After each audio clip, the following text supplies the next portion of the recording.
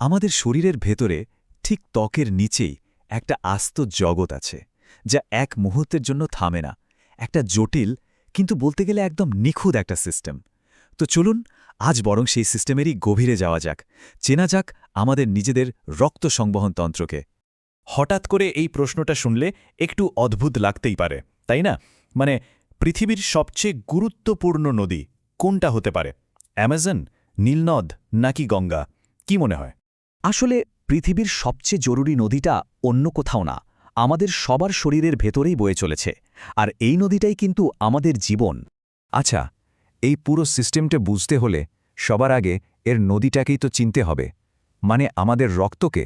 দেখুন, রক্ত কিন্তু শুধু একটা লাল তরল জিনিস না, এর মূলত দুটো প্রধান অংশ আছে।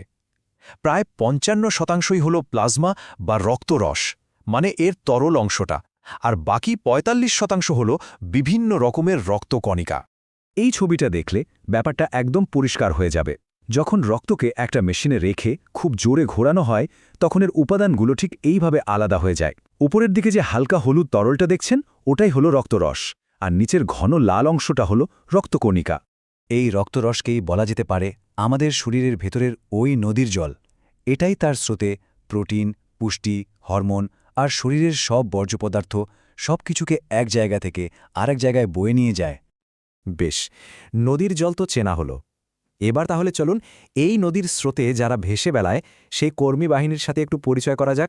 এই কোষগুলো কিন্তু একটা অসাধারণ টিমের মতো কাজ করে, আর টিমের প্রত্যেক সদস্যের ভূমিকা ভীষণ গুরুত্বপূর্ণ। দলের প্রথম সদস্য হল লোহিত রক্তকণিকা। এদের মূল কাজটা হল একটা ডেলিভারি সার্ভিসের মতো। এরা ফুসফুস থেকে অক্সিজেন নেয় আর সেটাকে শরীরের প্রত্যেকটা কোষে কোষে পৌঁছে দেয়। এরপর আসছে শ্বেত রক্তকণিকা। এরা হলো আমাদের শরীরের সিকিউরিটি ফোর্স বা নিরাপত্তা বাহিনী। যে কোনো জীবাণুর সংক্রমণ বা রোগের বিরুদ্ধে এরাই কিন্তু একেবারে ফ্রন্টলাইনে দাঁড়িয়ে লড়াইটা করে। আর সবশেষে আছে অনুচক্রিকা। এদেরকে বলতে পারেন ইমার্জেন্সি রিপেয়ার টিম। শরীরের কোথাও যদি কেটে যায়, এরাই সবার আগে সেখানে ছুটে গিয়ে রক্ত পড়া বন্ধ করার জন্য রক্ত জমাট বেঁধিয়ে দেয়। এই টেবিলটা দেখলে একটা জিনিস কিন্তু চোখে পড়ার মতো, আর সেটা হলো এদের সংখ্যা আর আয়ুর মধ্যে আকাশ পাতাল তফাত। ভাবুন একবার, প্রতি ঘন মিলিমিটার রক্তে যেখানে লোহিতকণিকা আছে প্রায় ৫০ থেকে ৫৫ লক্ষ, সেখানে শ্বেতকণিকার সংখ্যা মাত্র ৪ থেকে ১১,০০০। এই বিশাল পার্থক্যটাই আসলে বলে দেয় যে এদের প্রত্যেকের কাজ কতটা আলাদা আর কতটা স্পেসিফিক। বাহ, তাহলে তো নদী আর তার কর্মীদের চেনা হয়ে গেল। এবার চলুন সেই ইঞ্জিনের কাছে যাওয়া যাক যা এই গোটা সিস্টেমটাকে চালায়, আমাদের হৃৎপিণ্ড। কথাটা কিন্তু ১০০% সত্যি।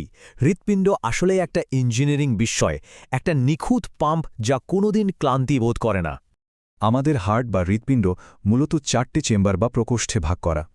ওপরের দুটোকে বলা হয় অলিন্দ, এরা রক্ত গ্রহণ করে, আর নিচের দুটো হল নিলয়, যারা খুব শক্তিশালীভাবে রক্তকে পাম্প করে বাইরে পাঠিয়ে দেয়। এই ৪টি চেম্বারের পারফেক্ট টিমওয়ার্কই হল এর আসল রহস্য। এই ছবিটাতে রক্তের যাত্রাপথটা খুব সুন্দর করে দেখানো হয়েছে।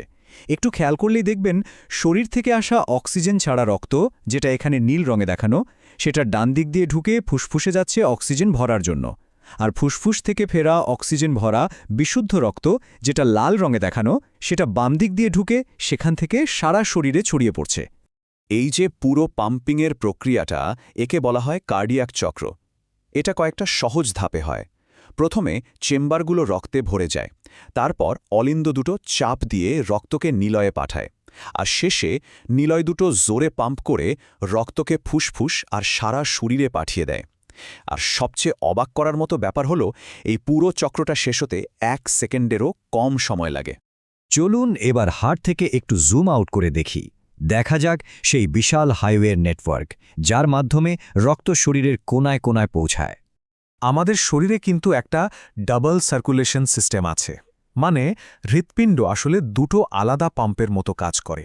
একটা সার্কিট রক্তকে শুধু ফুসফুসে পাঠায় আর ফিরিয়ে আনে, আর অন্য সার্কিটটা সেই বিশুদ্ধ রক্তকে সারা শরীরে পৌঁছে দেয়।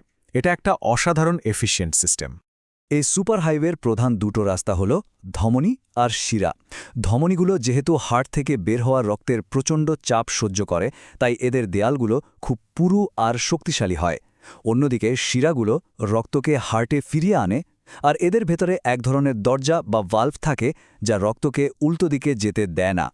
৭,২০০ লিটার। হ্যাঁ, সংখ্যাটা ঠিকই শুনছেন। প্রতিদিন একটা সাধারণ সুস্থ মানুষের হৃৎপিণ্ড প্রায় এতখানি রক্ত পাম্প করে। একবার শুধু ভাবুন কি অসাধারণ একটা ব্যাপার। আমাদের কোনোরকম ভাবনা চিন্তা ছাড়াই প্রতিটা মুহূর্তে এই অবিশ্বাস্য সিস্টেমটা আমাদের বাঁচিয়ে রাখার জন্য লক্ষ লক্ষ কাজ করে চলেছে। জীবন দিচ্ছে, বর্জ্য সরাচ্ছে, আবার শত্রুর বিরুদ্ধে লড়ছেও। আমাদের শরীরটা সত্যি একটা বিস্ময়। এই রক্ত সংবহন তন্ত্র তো তার একটা ছোট্ট উদাহরণ মাত্র। একবার ভাবুন তো, এর ভেতরে এমন আরও কত রহস্য, কত বিস্ময় লুকিয়ে আছে যা হয়তো এখনও আবিষ্কারেরই অপেক্ষায়।